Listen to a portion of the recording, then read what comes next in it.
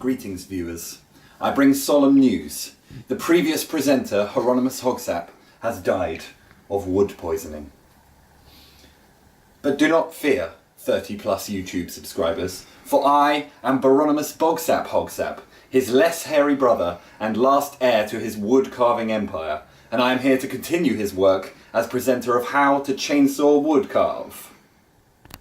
Having checked Hieronymus's final internet searches, I'm sure that his next work was due to be based on hot bear action. And so I intend to honour his memory and spend this episode making a bear. If the cartoon series Yogi Bear has taught us anything about real-life bears, it's that they are liars and thieves, and not to be trusted with a picnic basket, let alone your fragile face. Wooden bears, on the other hand, are harmless and make excellent gifts. Let's get this show on the road and get to making our bear. As we all know, a healthy bear is a rotund bear, unlike that sellout Rupert the bear, skinny scarf-wearing Mother Chuster. So anyway, we want our finished animal to have a nice juicy belly, and we will achieve this by simply cutting a slice from the top of the log that will become the bear's head.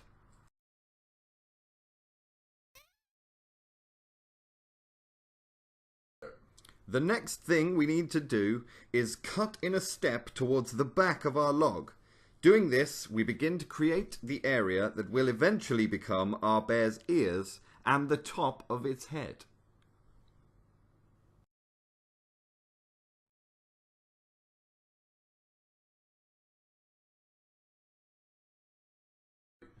We now want to cut a further step to create the top of the bear's muzzle, as well as the eye and brow area. Not to be confused with the Iron Brew area, of course, which is Edinburgh.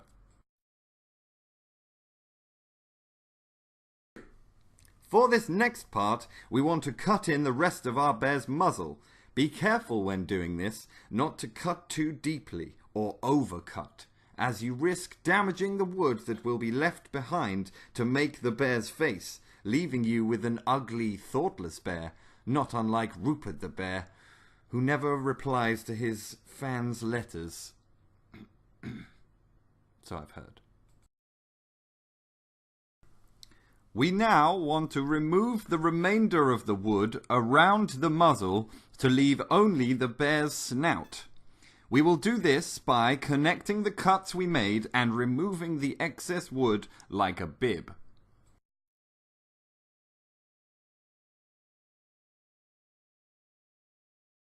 To further help our bear's pear-shaped, rotund appearance, we're going to remove some of the wood from the sides of its head, so that the belly and gut are the widest points.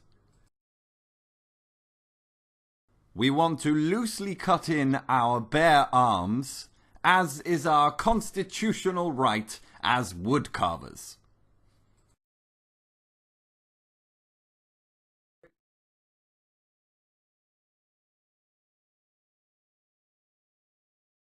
Remove the wood around the arms we just outlined to help shape the bear and to make the arms stand out from the rest of the body. Next, we need to separate the legs with a cut down the bear's center towards the bear's Jaffa area. This should be followed by 2 additional cuts to open up said Jaffa area. This will give us 2 clear and defined legs.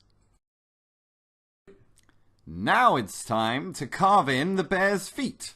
Simply make a cut on each leg, 1 foot per leg, as is tradition, and then connect these with a sloping cut to further outline the legs.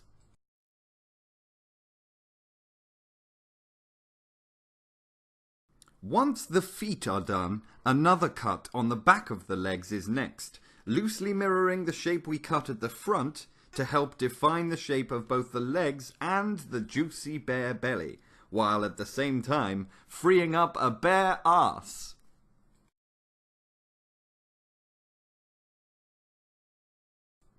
Next up, we'll need to separate the ears. breaking them into two, much like Rupert the Bear breaks the hopes and dreams of his young fans by refusing to acknowledge their homemade fan fiction. At this stage, we basically have a blocked-out bear. As the late Hieronymus Hogsap taught us in his now posthumous instructional videos, it is important to lean towards your own style and to think for yourself. It would be easy for a carver to take away the sculpture in this state and turn it into something that was uniquely theirs. For the sake of demonstration, I will talk you through Dust Monkey's personal style. He will begin by starting to round off the square edges of the bear's head.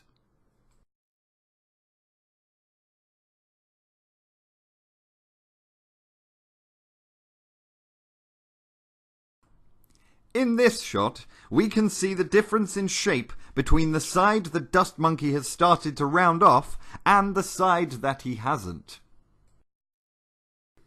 For this design, we are not looking to make a super realistic bear, but we are going to look at pictures of actual bears to help us understand the shapes that characterize their faces. So what is it that we can do to make our bear more beary?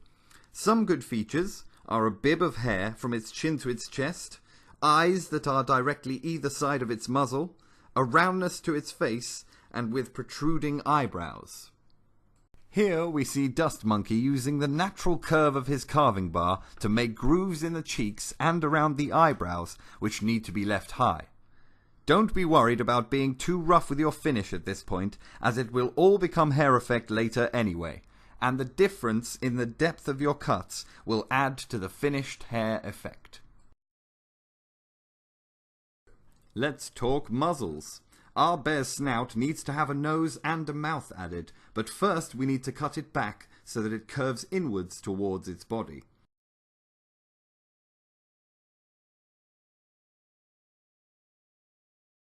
Here, Dust Monkey is very gently scoring in the mouth, using the saw at a high angle to create a jowl effect, and taking the cut all the way to the back of the muzzle. For the most part of the remaining sculpting, we're just going to be shaping up the bear to take off any sharp corners and add the rest of the fur. If you are the type of carver that has a problem with naked bears, now would be the perfect time to add some trousers or a bow tie. Let your imagination run wild. You could add a red jumper and striped yellow slacks and a matching scarf. Only joking, that would be lame, just like that sucker Rupert the Bear, who never did get back to me about that suggested musical collaboration, Oompa Rupert and the Checkered Trouser Lads. Now to add some extra depth, we're going to use the age-old wood-carving technique of setting fire to our work. There are, of course, many ways to burn your work, but for our purposes, a simple plumber's blowtorch will suffice. These are easily obtainable from any DIY store. How much you burn the bear is up to you, but it's always important to hit the eyes, nose, and ears, not unlike fighting a clown. For the next step, Dust Monkey is going to use an angle grinder with a 115mm sanding disc and plastic back. Dust Monkey will use this grinder to clean up the burnt areas, adding a sharpness to the contrasting colours.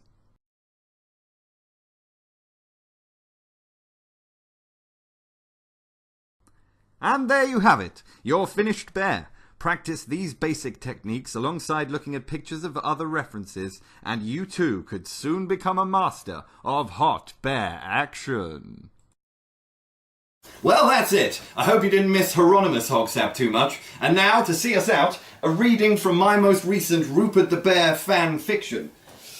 Now is the Rupert the Bear of our discontent. Excuse me. Hello. Hi, sorry, I'll have to ask you to stop. My name is Lance McGowan, specialist bear lawyer, and I'm here on behalf of my client, beloved children's hero, Rupert the Bear, to deliver this cease and desist order. Oh. He no longer wants to be affiliated with the ungodly fan fictions of Hieronymus B. Hogsap. Well, I'm not Hieronymus Hogsap, and I've never heard of Rupert the Bear. Terribly sorry. I'm sorry to have wasted your time. No problem Have a at all. lovely day. That's quite alright.